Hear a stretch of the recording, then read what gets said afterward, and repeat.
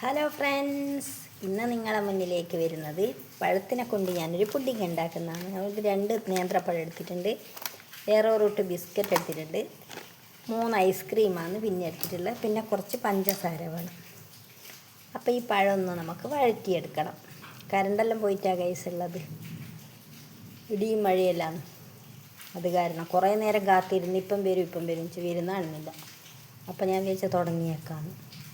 അപ്പോൾ ഈ പഴം ഞാൻ തോലെല്ലാം കളഞ്ഞിട്ട് ചെറിയ തോതിലൊന്ന് മുറിച്ചിട്ടിട്ട് വരാം. എന്നിട്ട് അടുത്ത പരിപാടി നോക്കാം നമുക്ക്. അപ്പോൾ ഐസ്ക്രീം ഇത് അരിഞ്ഞു പോകുന്നതുകൊണ്ട് ഞാനെടുത്ത് ഫ്രിഡ്ജിലേക്ക് തന്നെ മാറ്റുന്നുണ്ട്.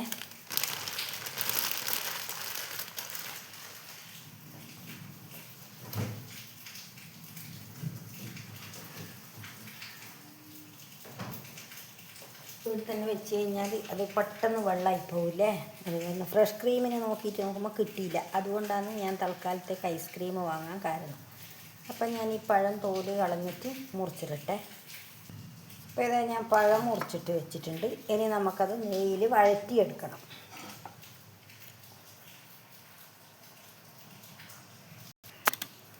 ഗ്യാസ് കത്തിച്ച് പാൻ വെക്കട്ടെ.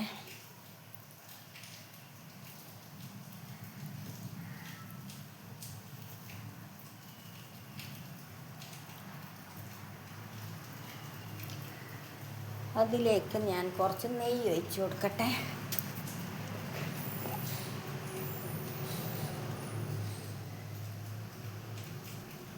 നെയ്യ് ഒഴിച്ച് കൊടുത്തു. ഇനി നമുക്ക് പഴത്തിനെ വഴറ്റിയെടുക്കാം.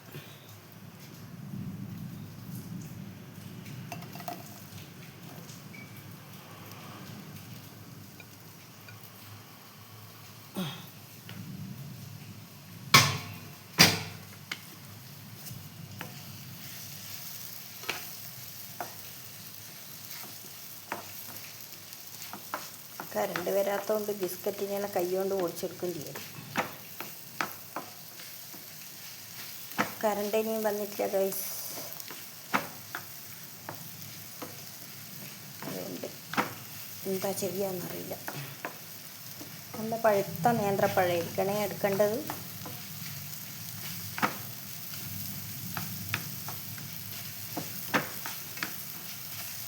നല്ലോണം ഇത് വഴന്നു കഴിഞ്ഞാൽ ഇതിൽ നമുക്ക് കുറച്ച് പഞ്ചസാര ഇട്ട് കൊടുക്കാം. പിന്നെ എന്നിട്ട് പഞ്ചസാര കുറച്ച് കാരമലിയുകയും ചെയ്യണം. അങ്ങനെയല്ലാണ് ഈ പുഡിംഗ് ഉണ്ടാക്കുന്നത് കേട്ടോ ഗൈസ്. നമുക്ക് കുറച്ച് ഏലക്കായൻ്റെ പൊടി ഇടണം. അങ്ങനെയെല്ലാം പരിപാടിയുണ്ട്. നല്ല അടിപൊളിയായിട്ട് വഴന്ന് വരട്ടെ നമ്മളെ പഴം.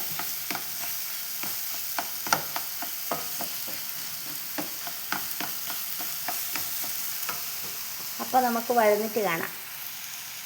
അപ്പോൾ ഞാൻ ഇതിലേക്ക് കുറച്ച് പഞ്ചസാര ഇട്ട് കൊടുക്കുന്നുണ്ട്.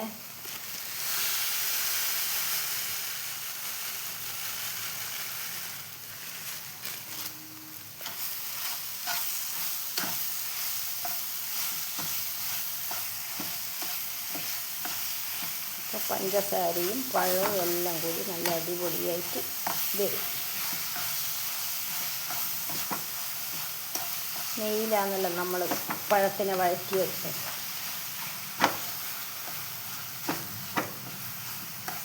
എന്നിട്ട് നമുക്കിതൊരു പ്ലേറ്റിലേക്ക് മാറ്റി കൊടുക്കണം. ഈ പഴം നെയ്യിൽ വഴറ്റിയാൽ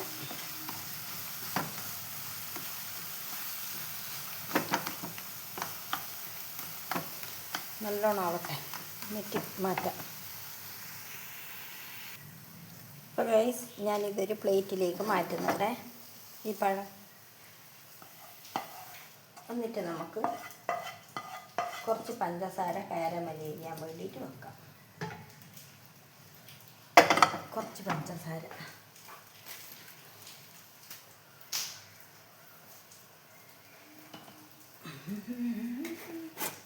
ഒരുപാടൊന്നുമില്ല, കുറച്ച് മാത്രമേ.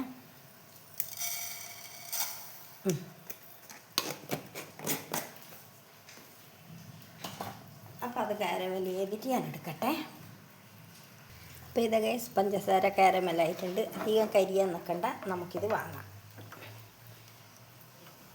ഇതടി ഓഫാക്കട്ടെ. എന്നിട്ട് എടുത്തു വെച്ച പാത്രത്തിലേക്ക് നമുക്ക് ആക്കാം. സെറ്റ് ചെയ്യാൻ വെച്ച പാത്രത്തിലേക്ക് ഇത് ഒഴിച്ച് കൊടുക്കട്ടെ.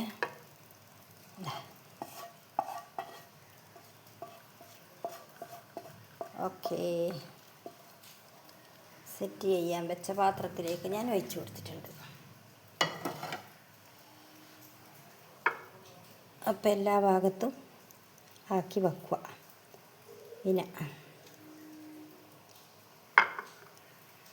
ഇനി നമുക്ക് ബിസ്ക്കറ്റ് പൊടിക്കണം. ആദ്യം പഴം നിരത്തണം ഇതിൻ്റെ അകത്ത്, എന്നിട്ട് വേണം ബിസ്ക്കറ്റ് നിരത്താൻ.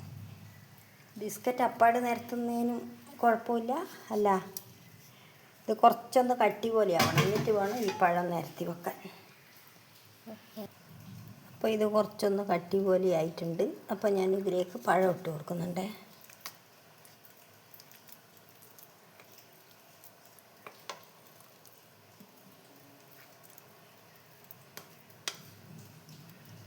കുറച്ച് പഴം മാറ്റി വെച്ചിട്ടുണ്ട്. അപ്പോൾ ഇതൊന്ന് പരത്തിയിട്ട് എല്ലാ സ്ഥലത്തും ആക്കി കൊടുക്കട്ടെ. ഈ പഴത്തിന് എല്ലാ സ്ഥലത്തേക്കും നിരത്തിയാക്കട്ടെ. എന്നിട്ട് വേണം ബിസ്ക്കറ്റിനെ അതിൻ്റെ മേലെ ഇടാൻ ഗൈസ്. അപ്പോൾ ഇതിൻ്റെ മേലെ ഞാൻ കുറച്ച് ബിസ്ക്കറ്റ് നിരത്തിയിടുന്നുണ്ട്. ബിസ്ക്കറ്റ് കറണ്ടില്ലാത്തത് കാരണം പൊടിക്കാൻ പറ്റിയില്ല ഗൈസ്, അതുകൊണ്ടാണ് ഇങ്ങനെ ഇടുന്നത്. ഇതില്ലെങ്കിൽ ഇത്രയും ചെറുതാക്കുന്നില്ലെങ്കിൽ നമുക്ക് മാറ്റിയിട്ട് ചെറിയ ചെറിയ കഷ്ണങ്ങളാക്കിയിട്ട് ഇട്ടാലും കുഴപ്പമൊന്നുമില്ല. ഞാനിപ്പോൾ ഇങ്ങനെയാണ് ഇട്ടിട്ടുള്ളത്.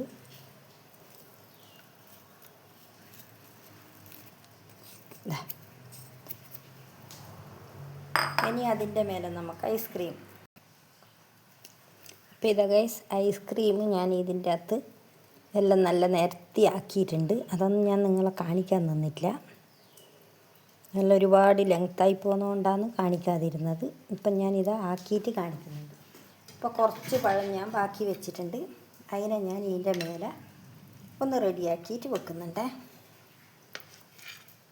പഴം കുറച്ച് ഞാനിവിടെ വെച്ചിട്ടുണ്ടല്ലേനും, അപ്പോൾ അതിനെ നമുക്ക് ഇതിൻ്റെ മേലേക്ക് ഒന്ന് റെഡിയാക്കിയിട്ട് വെച്ചിട്ട് കാണിച്ചു തരാം. അപ്പോൾ ഏകദേശം ഒന്ന് റെഡിയാക്കി അവിടെ വെച്ചിട്ടുണ്ട് ഞാൻ. ആ പഴവും ഷേപ്പാക്കാനൊന്നും പറ്റുന്നില്ല. ഏകദേശം ഈ സ്റ്റൈലിൽ വെച്ചിട്ടുണ്ട്. ഇനി നമുക്ക് അണ്ടിപ്പരിപ്പും പിസ്തയും എടുത്ത് വെച്ചിട്ടുണ്ട് ഞാൻ. അപ്പോൾ അത് മിക്സാക്കിയിട്ട് നമുക്ക് ഇതിൻ്റെ മേലെ കുറേശ്ശെ ഒന്ന് ഗാർണിഷ് ചെയ്ത് കൊടുക്കാം. അപ്പോൾ നമുക്ക് എന്നിട്ടിത് ഫ്രിഡ്ജിൽ വെച്ച് ആറിയതിൻ്റെ ശേഷം നമുക്ക് എടുത്തിട്ട് ഉപയോഗിക്കാം. കണ്ടല്ലോ, നല്ല അടിപൊളി പുഡിംഗ് അല്ലേ ഗൈസ്. ഒന്നും വേറെ വേവിക്കുകയാവുകയോ ഒന്നും വേണ്ട, വേറെ ഒന്നും ഇതിൽ ചേർത്തിട്ടില്ല. ഇത്രയും സാധനങ്ങൾ മാത്രമാണ് ഉള്ളത്. എല്ലാവർക്കും ഇഷ്ടപ്പെട്ടനാ? കാണുമ്പോൾ തന്നെ കഴിക്കാൻ തോന്നുന്നുണ്ടല്ലേ. അപ്പം നല്ല അടിപൊളിയായിട്ടുണ്ട്. ഫ്രഷ് ക്രീം ഇല്ലാത്തത് കൊണ്ടാണ് ഞാൻ ഐസ്ക്രീം ഇട്ടതെന്ന് ഞാൻ പറഞ്ഞു. ഫ്രഷ് ക്രീം അവിടെ ഉണ്ടായിട്ടില്ല ഗൈസ് വാങ്ങാൻ. ഫ്രഷ് ക്രീം ഉണ്ടെങ്കിൽ ഞാൻ അതായിരുന്നു ഇടും. അപ്പോൾ ഇതാ റെഡി ആയിട്ടുണ്ട് എൻ്റെ പുഡിങ്. ഇതാ ഇവിടെ റെഡി ആയിരിക്കുകയാണ്. കണ്ട അടിപൊളിയല്ലേ കാണാൻ? എല്ലാവർക്കും ഇഷ്ടപ്പെട്ടെന്ന് വിചാരിക്കുന്നു. വീണ്ടും അടുത്തൊരു വീഡിയോയുമായിട്ട് വരാം. കണ്ടല്ലോ, എൻ്റെ പുഡിങ് ഇതാ ഇവിടെ റെഡിയായി. കണ്ട അടിപൊളിയല്ലേ? അപ്പോൾ ഓക്കേ, ബൈ.